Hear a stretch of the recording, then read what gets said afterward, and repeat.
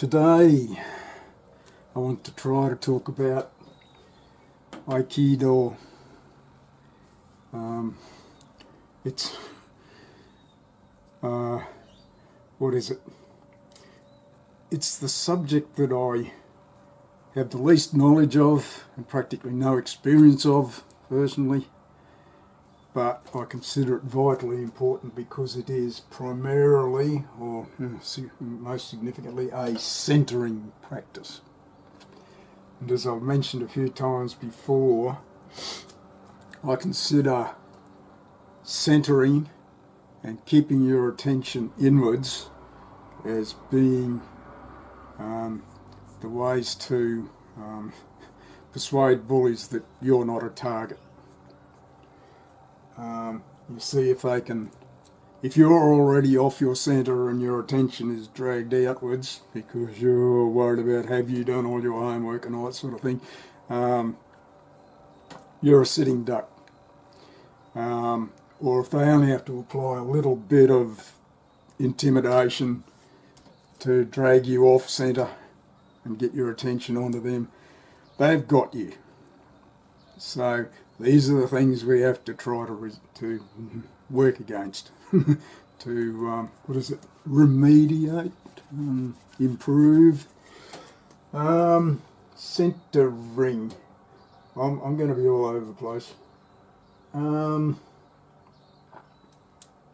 Yes. This key here, Aikido. Key, or chi, is the same, whatever it is, mysterious energy, for want of a better word, that, for example, acupuncture practitioners manipulate. Right? It's said to run in the meridians. They're not physical structures. You have to allow for more than the three familiar physical dimensions that we experience in everyday life. So that's mysterious enough already. And to lead you into this, I thought something you might be familiar with if you've never heard of any of this before. I gathered that George Lucas, one of the founders of the Star Wars movies, what prompted him to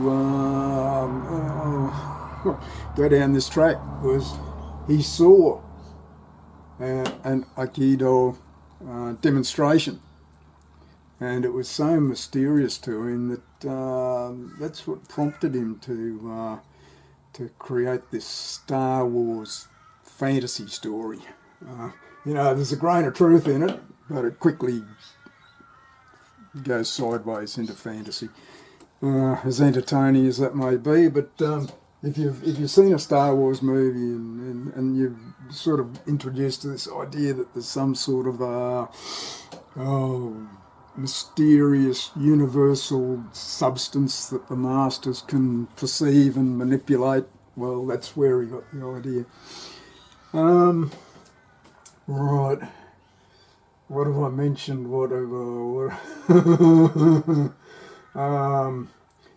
is and what it's not. So yes, the centering aspect of Aikido is why I want to include it here. But it has a much more to it, and to try to put it into some kind of perspective. It's from Japan. It's one of the several methods of unarmed combat that originate from East Asia, and it is a method of unarmed defence. Now, I purposely did not say combat because there are no offensive moves in Aikido. Strangely. You think, how's that going to work? Well, it does, and I hope to try to explain that. So you'd have heard of others, karate. You might work up to being able to smash bricks, but you might find yourself being required to explain to police why it was that you smashed someone's ribs.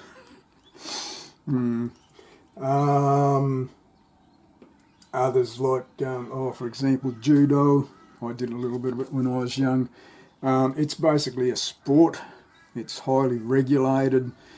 There are no, striking is banned in judo. You're not allowed to do it. Some of the techniques could be useful in a street fight situation, but it would not be my first choice.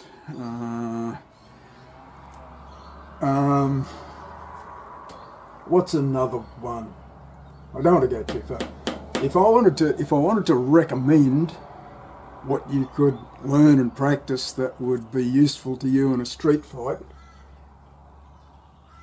what comes to mind is jiu-jitsu. It's older than most of these. It's less systematic, but it can be more effective. I haven't learned any, but I gather what it does is identify parts of the body that are sensitive, prone to attack, and gives you methods to attack those. For example, the temples.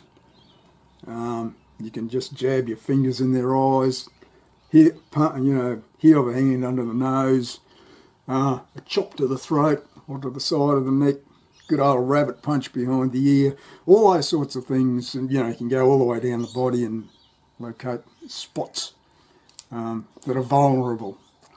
And jiu-jitsu will give you techniques to exploit those, including, I don't know enough about it, there would be grappling techniques and all these sorts of things included. So if you want to,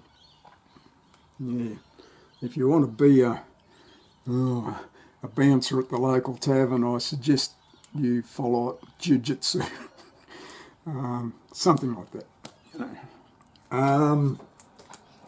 Now, I hope, look, like I said, I've never actually done any of this.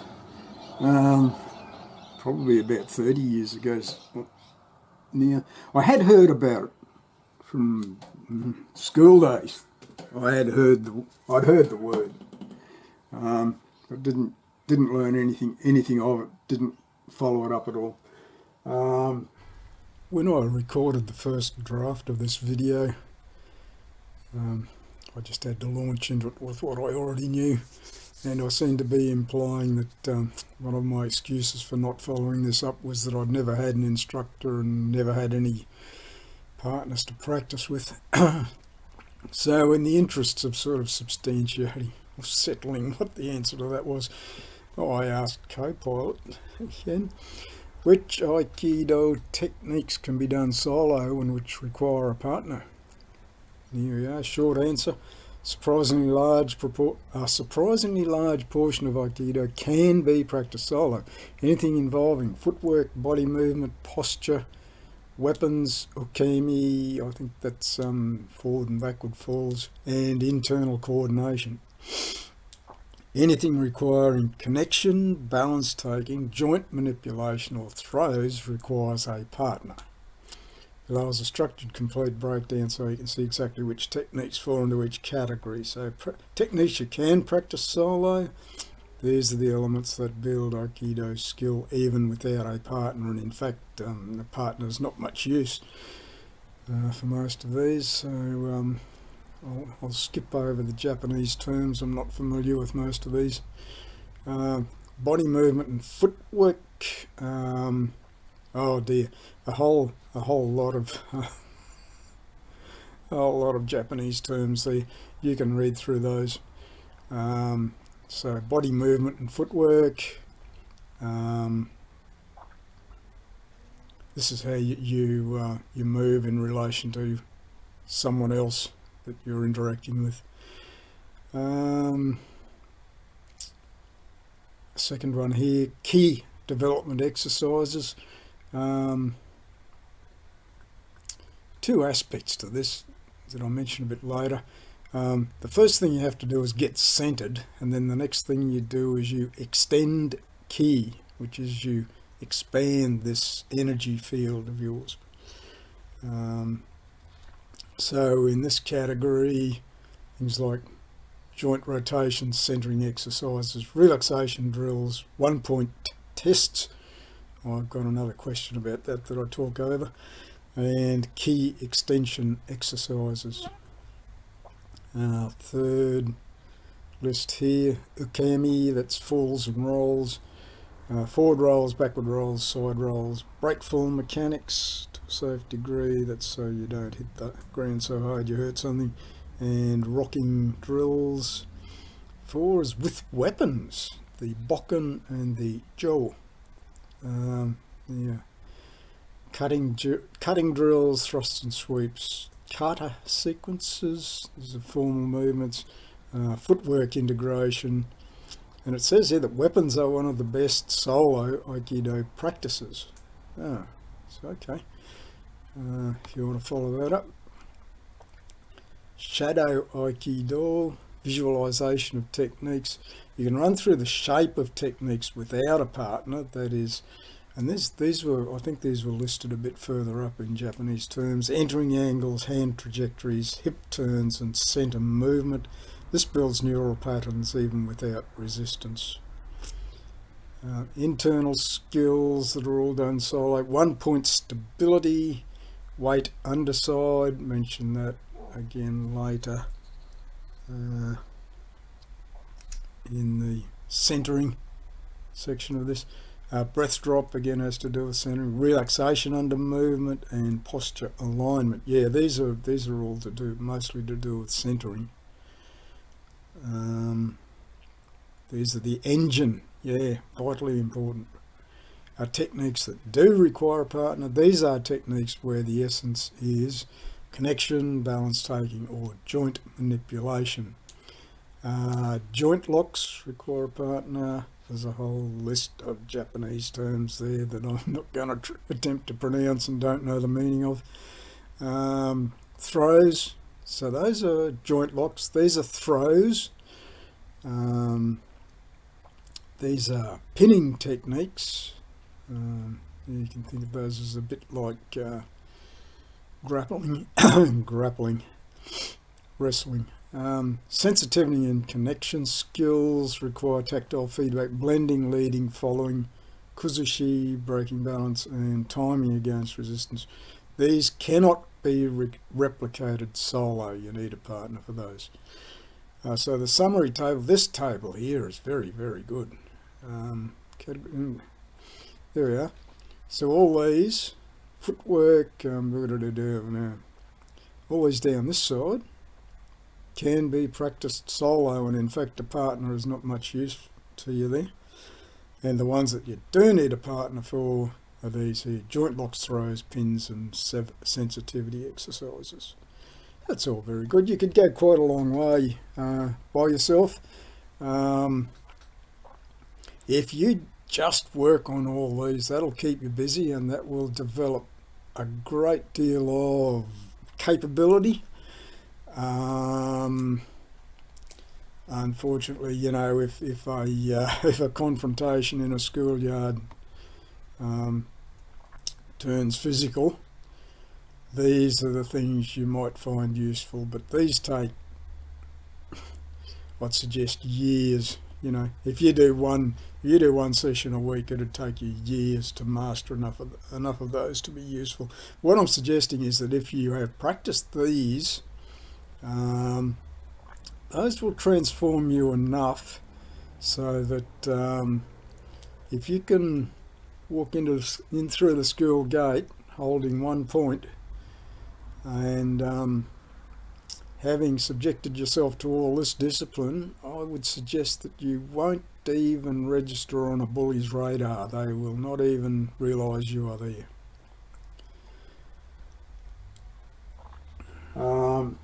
And about, well, maybe 25 years or so ago, when I got a computer, I began to see, well, no, it was earlier than that, I think. It was when I did the Reiki workshops. I got exposed to this again, just momentarily.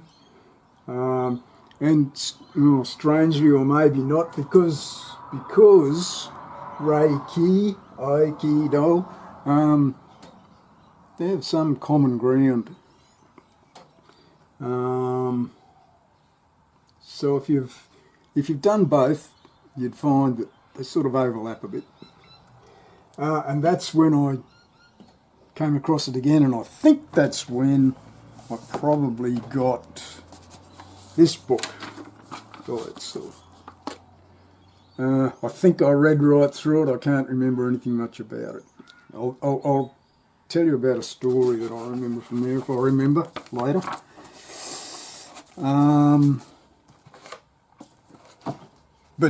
Yeah, 25 years ago, when I got a computer, I came across this again. I don't know how, but anyway, I saw some demonstrations of, videos of demonstrations on YouTube. And I was a bit like George Lucas. I thought, there's got to be something to this. I got all enthusiastic and did some more reading and ordered some more books, but the trouble was, at that time, about all I was able to do was go to work and eat and sleep, so it didn't go very far. So I've got 1, 2, 3, 4, I've got another 5 books here that I want to quickly show you to help me explain things. And the first one is, I should have put this up first, here we go. There's a whole book about centering in relation to Aikido. Whole book, whoop, there we are, center, that stuff. I've read a little bit of it. That's about how far I got, I think, which is a shame. I had to go back to work. I'll be saying that a lot. When I produced the first draft of this video, I knew I was on a deadline. I had 3 weeks to complete the whole series, so I just had to launch into it with what I already had. I did not have time to source any further information. So since then, I've come up with a few more things that I want to add in. And these are just notes to myself. I want to go back to this book about centre. I've asked Copilot for some information, and I've narrated over the top of what it sent back. And a bit later I'll try to do a demonstration of some things for you. So here we go. This centering book I showed you the first time around, mainly just to emphasise that centering is such an important aspect of Aikido and many of the unarmed combat techniques, but I certainly don't suggest now that you rush out and buy this book first, because after I'd done the whole series I thought I'd better refresh my memory, so I went back and started to read this again and very quickly realised why you don't start here. As the author points out, this is what he calls second level technique. You would want to have been doing something like a couple of years of training before you launch into the in-depth specifics of what's in this book here. So I just wanted to backtrack there.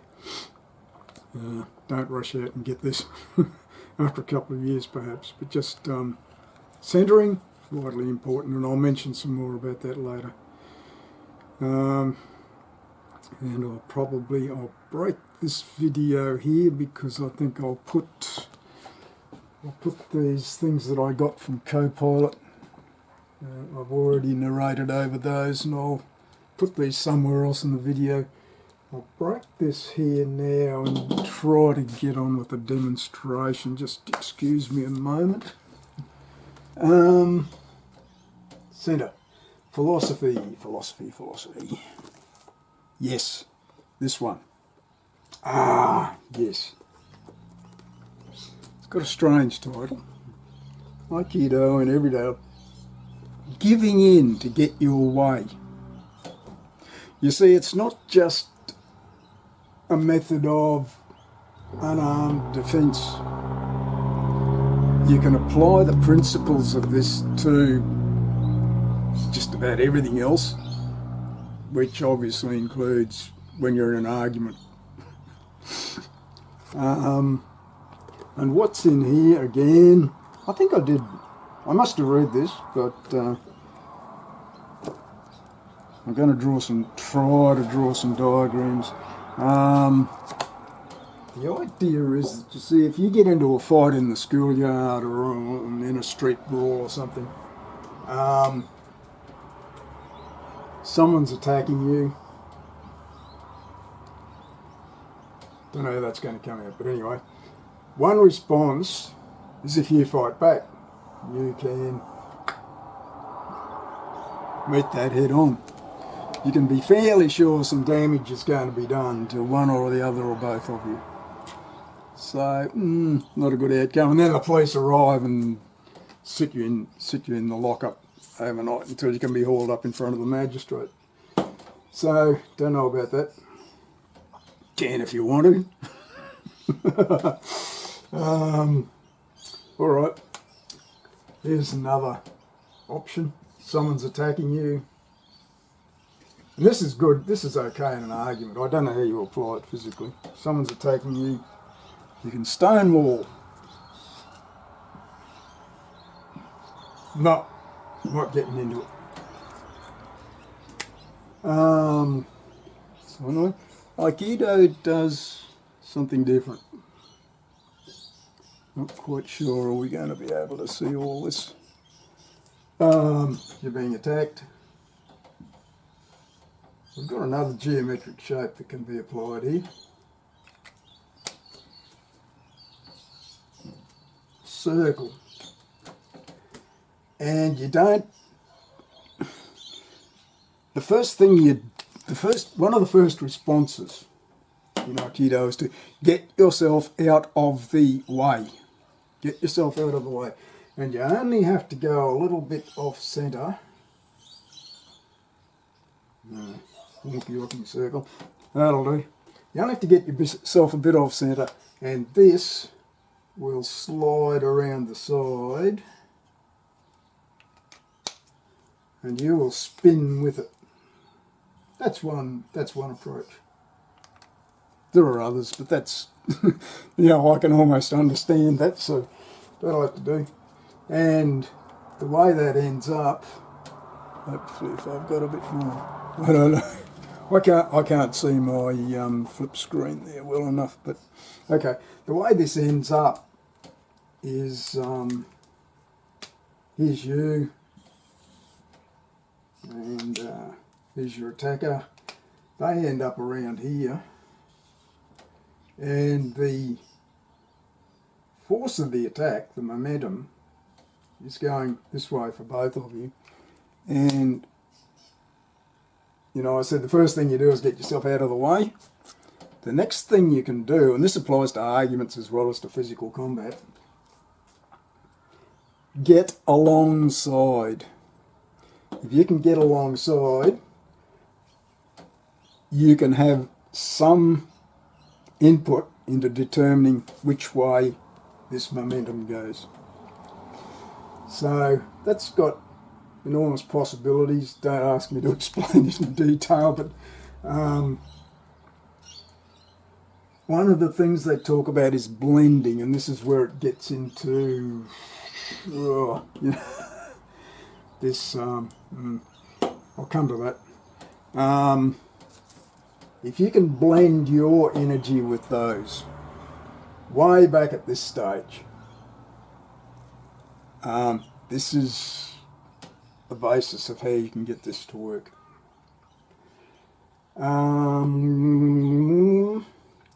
Philosophy, so that's good. That's another one, sort of.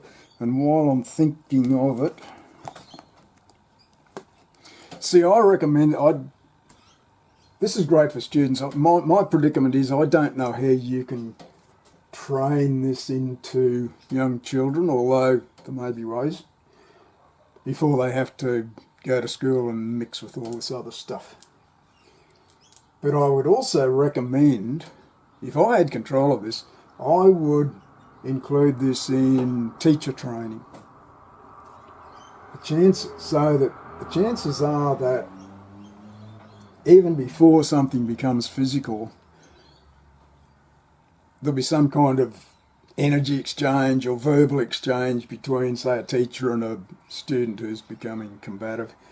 And you can apply, giving in to get your way, you can apply your arguing techniques, if you can call it that, to deflecting the attack, and it may not even become physical. If it does become physical, here's what a teacher can do to try to ensure that neither they nor the student come to any physical harm. That's why I would recommend it. So I mentioned, I was thinking I've got to remember to mention the teachers. Yeah. All right. Giving in to get your way. I don't know where the two, I might swap these. I don't know what order to do this now. But anyway, in only a sort of structured order. This was the next one. It's about the key aspect of Aikido. And this is where we've got our acupuncture and our Star Wars aspect. And I don't think I've read this one out. Oh, there's a bookmark there somewhere. I've got part way through it. And I can't remember.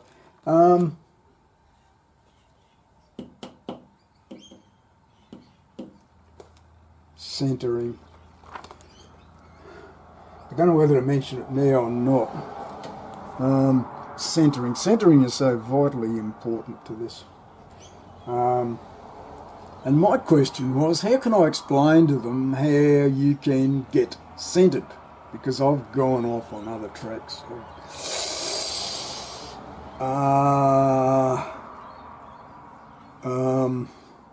Why I'm not following this up at present, or anything else, is I've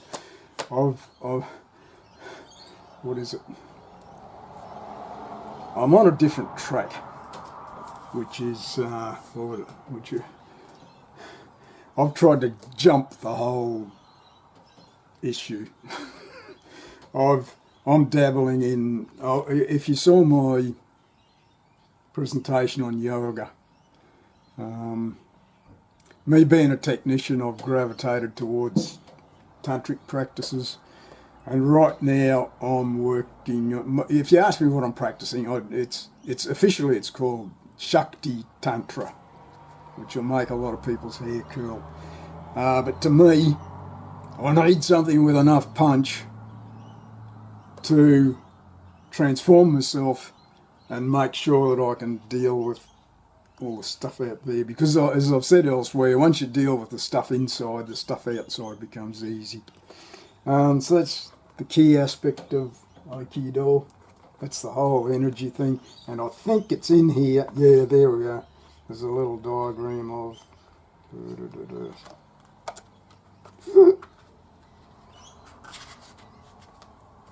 someone who is in their centre. I don't know if lighting's terrible. This little seated diagram here. I don't know. There's a whole lot more to this, and I'm going to skip some things if I'm not careful. Centre. Am I going to be able to... Do I talk about centre now?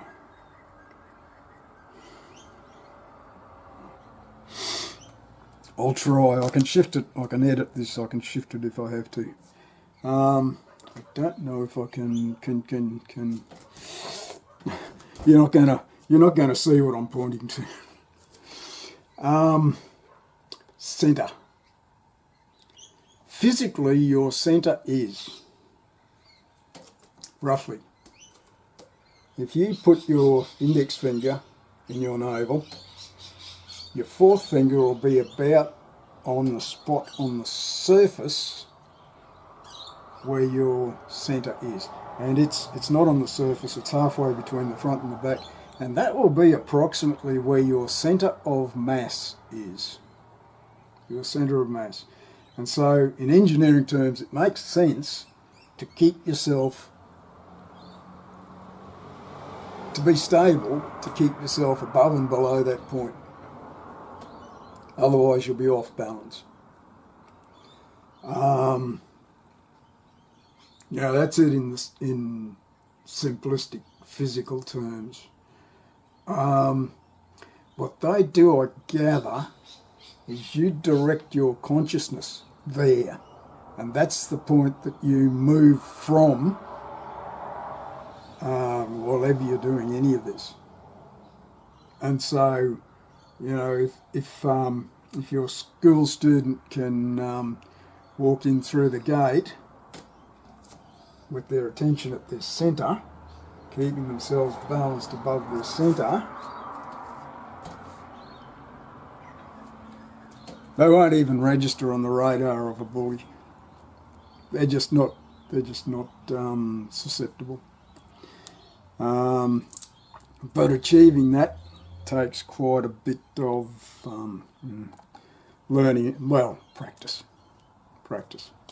You've got to practice shifting your attention. You've got to do I ask myself, how can I explain to people how you can get, well, how do Aikido practitioners get themselves centered? I use a different method. I use Reiki. I get into my heart center. But these proceed from what the yogis would call the second chakra, and what these call the hara. Yeah, and that's where it is, as I indicated before. It's about 3 fingers below your navel, in the middle. Get your attention there, move, make sure you're balanced above and below that. That's the way you move. And how do you achieve, they call it 1 point, is the condition in which you get yourself. Now, 1 point. There are tests for whether you can, whether you have achieved 1 point. And most of them, that's the trouble with this. One reason I never followed it up is, for most of it, you need a partner to practice with. I can't demonstrate whether or not I have 1 point without someone else, but I can give you an example of one of the things they do. And one of the tests is what they call the unbendable arm. That's a bit mysterious. I'm going to be doing this. I'd normally do this left-handed. I don't want to turn around the lights from this way. The unbendable arm, if you have 1 point, you'll notice that there's a slight curve in the shoulder, slight curve in the elbow, slight curve in the wrist. You don't do anything stiff. Slightly curved, slightly curved, slightly curved, slightly curved fingers.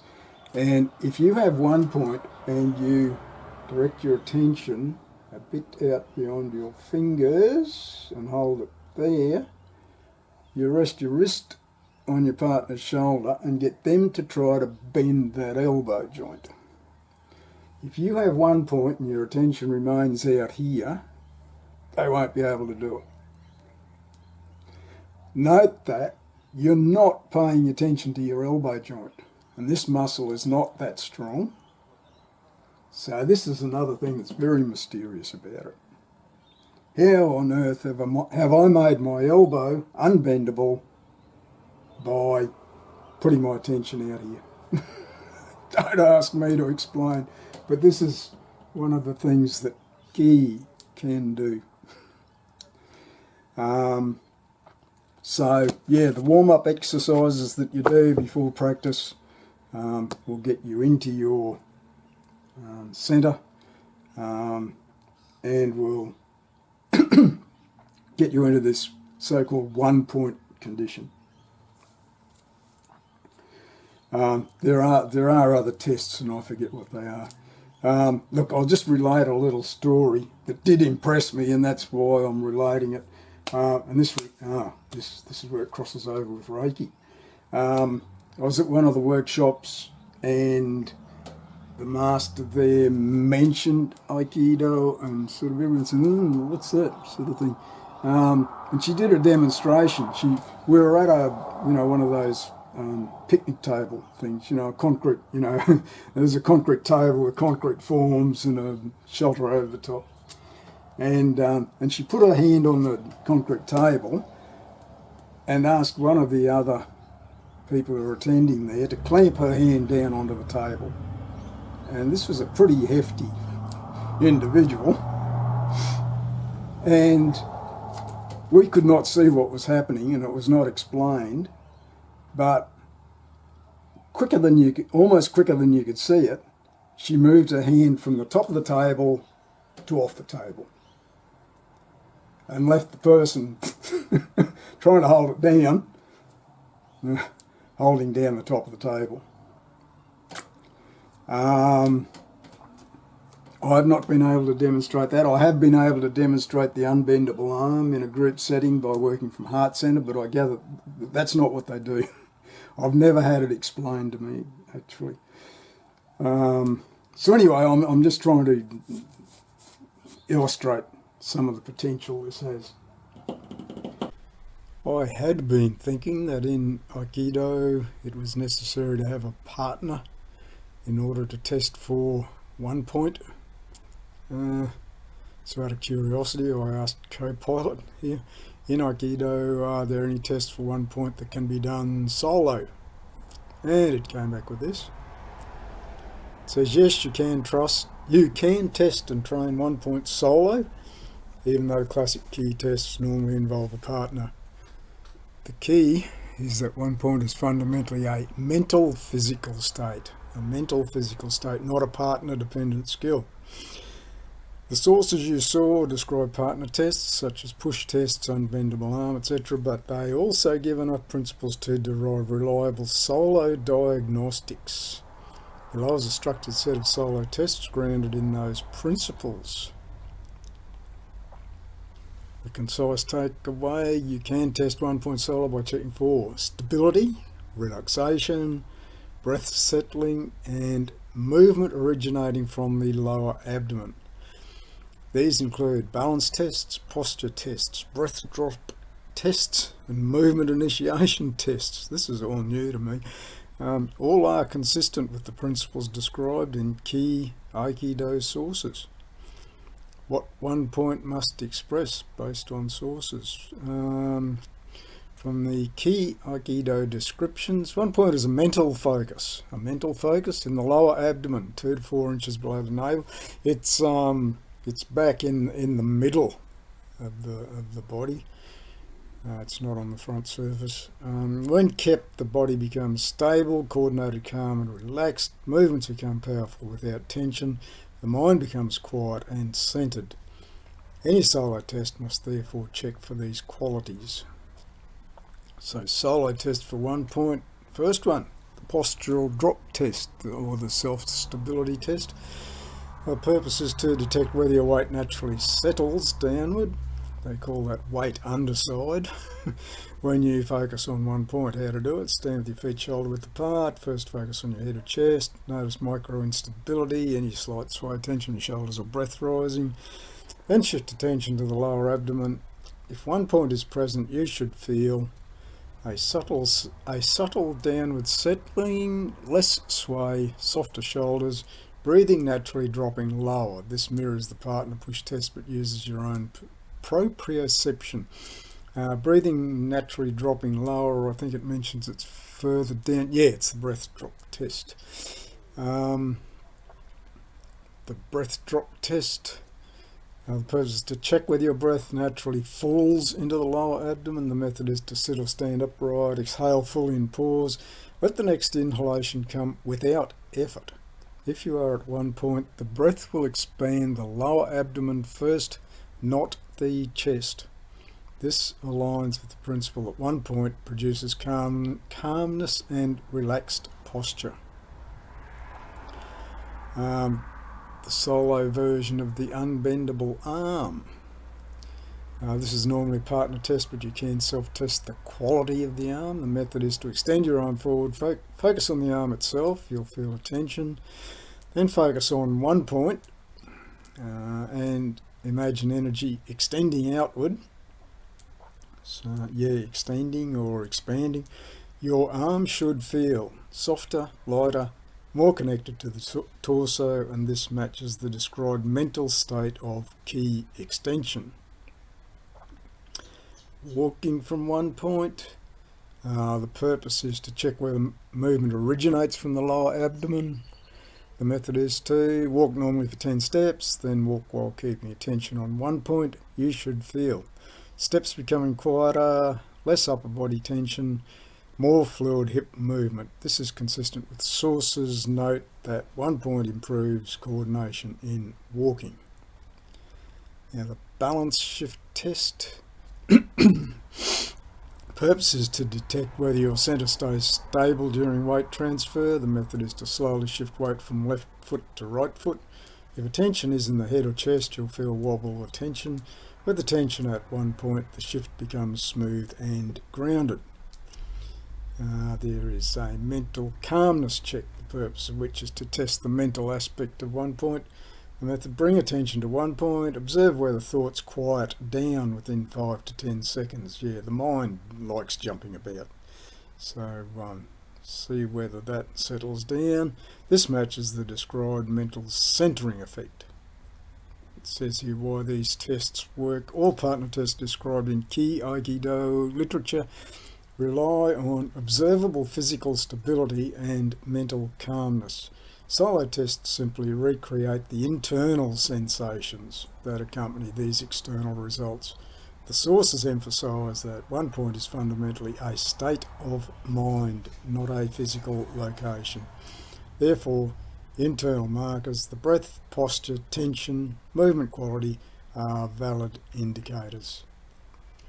If you want a single best solo test, they say the postural drop test is the closest solo analogue to the classical push test.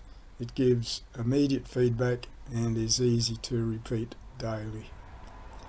And it wants to know if I want to follow this up further. So, good. Oh, cool as the weather is, I need arms to do this. Let me see.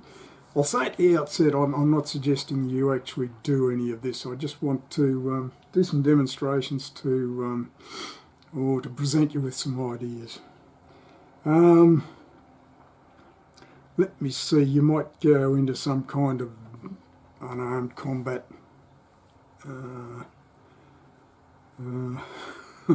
Some form of unarmed combat. And they might teach you things like, what if someone grabs your wrist? What do you do? The first step would be, someone grabs your wrist, what will you instinctively do? You'll say, give me my arm back. And the harder you pull, the harder they'll grab on. So that's what ordinary people do if they haven't been trained. I'm going to have to edit this. Well, I know that. Well, one of the things you can think about is ask yourself, what is strong here? Their fingers are strong. You're not going to break out of that. What is weak? Their thumb is weaker than their thumb. Their thumb is weaker than their fingers. So you ask yourself, what am I going to do?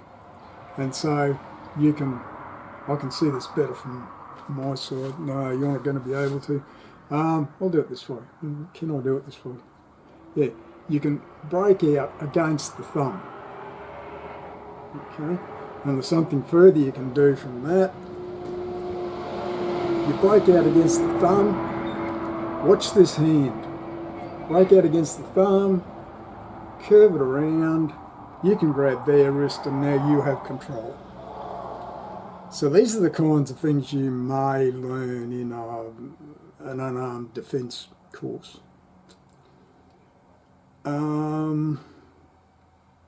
I've got to go back a bit. I had this all planned. Okay, that's the second step. That's step one. Step two is break out against the thumb, twist around, take control. Now, there's no woo sort of stuff in any of that. Any ordinary person can learn to do that. But the thing is, what happens if someone crosses over and grabs you from the other side? And you think, oh, I haven't trained for this one, what do I do? And in a few seconds you might think, oh yeah, I'll go this way, and you'll work it out, but in a couple of seconds they've already pulled you closer to them and hit you with their other hand. So but the training will be good for you. The training will be good for you. It will be beneficial. Right. Now, this I'm going to try to demonstrate, or at least if I can't demonstrate it, I'll fake it, and then you'll get the idea. Aikido. The idea is you get centered and you extend ki, your energy field, and you work from there. Now, I think I've mentioned some of the apparently some things that you can do that sort of defy the laws of physics, things like that. So if let me see, someone grabs you by the wrist, I'm going to disappear inside here now. I'll try to narrate what I'm doing. I'm shifting my attention back inside. I'm shifting my attention down to that hara point there, low in the abdomen, and I'm expanding my energy field, and I'm shifting my attention a few inches outside the end of the left fingertips there.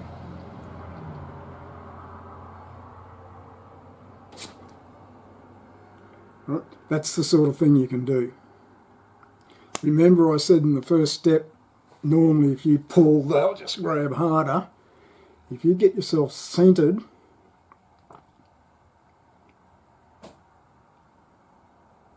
and extend ki and shift part of your attention out beyond your fingertips,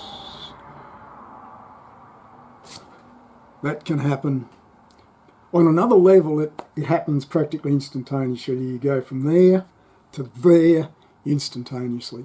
And if you were to ask your attacker what they perceived, they might describe it as something like, it felt like an inflatable cushion was blowing up underneath my hand. I've experienced that myself. So that's the woo-woo version of it. Do not ask me to explain it. But you can see, look, I haven't, as I said somewhere else in the video, I think I'm used to working from heart level. I've only found out about how to shift attention down into the lower abdomen while I was researching this. So I've only been doing that a couple of weeks, and it works. So I would encourage you, if you're at all inclined, to follow that up.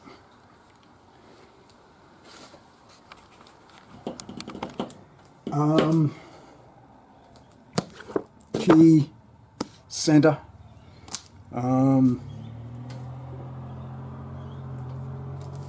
This is how deep it goes. I might just, I don't know whether it's too early. I'll give myself some space, hopefully. Gonna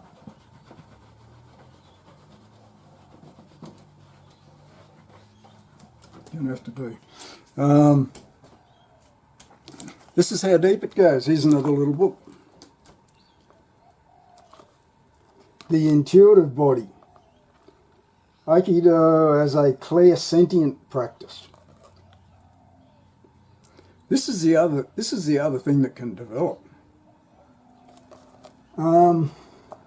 I've written here psychic sensitivity.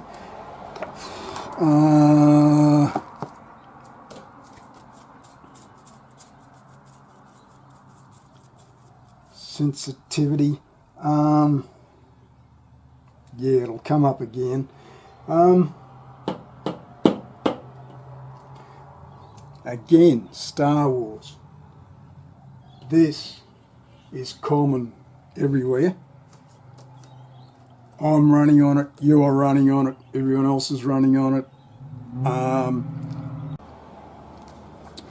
Oh, what happened there? Ran out of storage space on the video camera, didn't I? I was on a roll. I was into talking about psychic sensitivity, and this is the book that prompted me to talk about it. I was on a roll there, and now I've sort of lost my train of thought. Psychic sensitivity. You see, it's not just unarmed defence. It's not just a way of dealing with confrontations. Goes deeper again. And to find a way into this,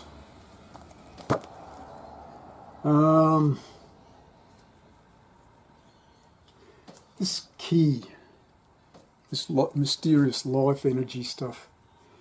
I'm running on it, you're running on it. It's this mysterious life energy stuff that George Lucas was so impressed by. And that can give us a way into explaining how some of this can work. Because the theory is we're all connected by this.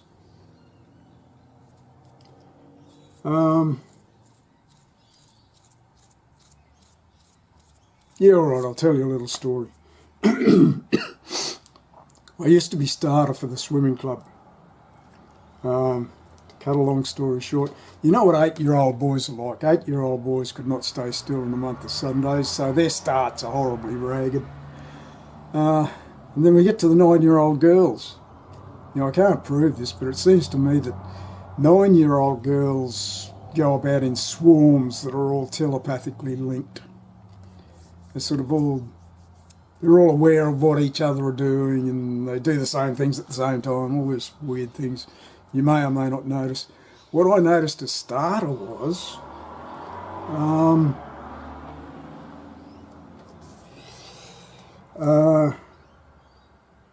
when they're in this set position, they will let you know when they are ready.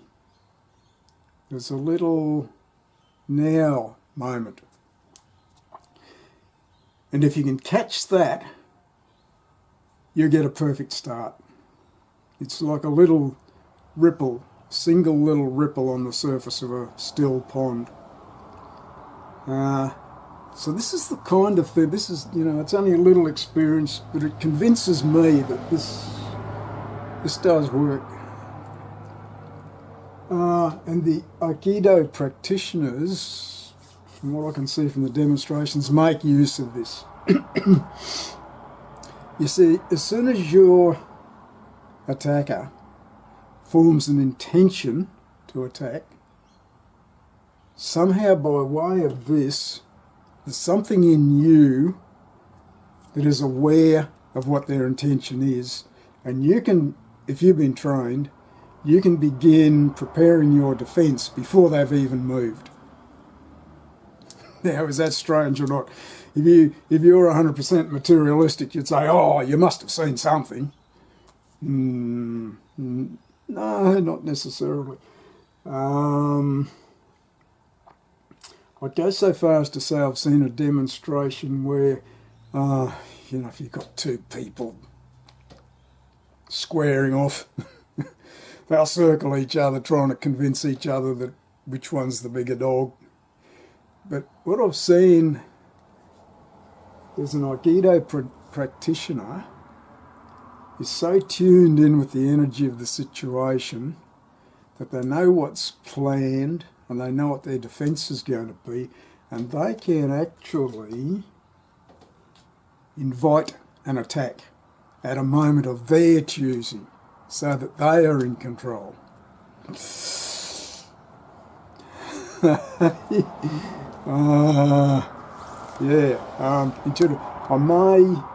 I'll be saying a bit more about that later if I remember to. There's got to be a lot more to that. Anyway, I'll roll on. This is all just for, I'm not trying to claim I'm the expert at this. I'm not trying to teach you anything about it. I'm just trying to raise your awareness. You might say, oh, how old do I have to be before I can... I've got to switch the light on.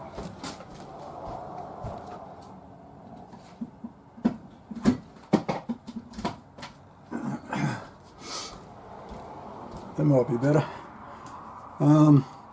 How old do I have to be before I can start training at this? Well, you might know what children are like. They're not very strong, and they're growing quickly, and they're not quite sure of where everything is. So they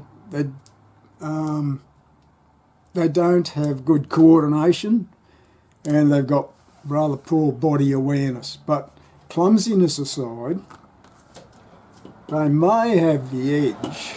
Like I said about the 9-year-old girls, they may have the edge in this.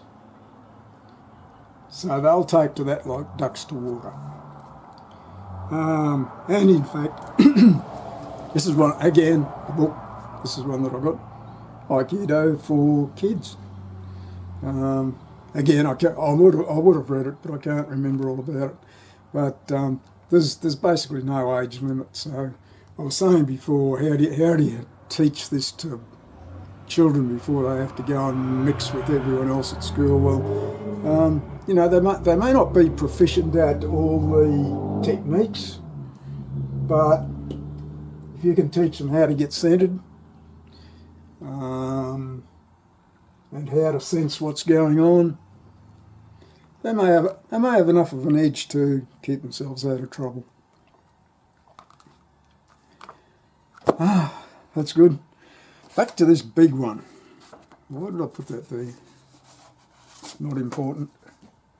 Like I said, this was probably the first one I ever bought, and I would have read it, and now I can't remember much about it. But I do remember a little story out of it. It was about someone who probably, I think he lived in Britain, and he had some reason to travel to the United States of America. And there he was in his hotel room in New York, and he was going to meet with colleagues there sometime later, probably in the evening. He's thinking, what do I do with myself? Oh, I know, I'll go out and buy a newspaper. So he did that. And when someone came to pick him up later, oh, what have you been doing with yourself, sort of thing, it was, what? You went out there by yourself and you didn't get mugged? Right? This sort of thing can give you a presence so that you don't register on their radar.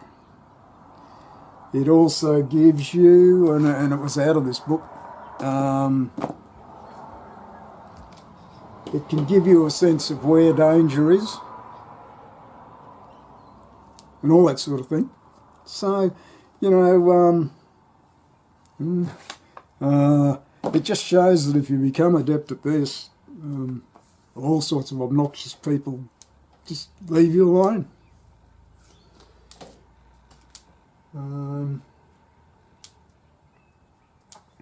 Yeah, that's it, I think.